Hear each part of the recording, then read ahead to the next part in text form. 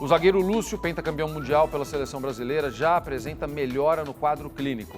Ele foi internado após sofrer queimaduras em um acidente doméstico. O ex-jogador de 47 anos está consciente, conversa e está fazendo fisioterapia. Ele está na UTI de um hospital em Brasília.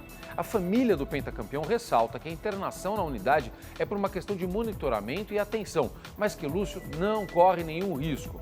O zagueiro teve queimaduras de 2º grau em 18% do corpo após uma explosão em uma lareira ecológica. Isso serve de alerta para todos nós.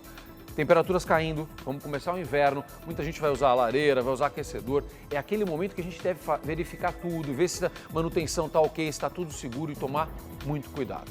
Melhoras para o Lúcio.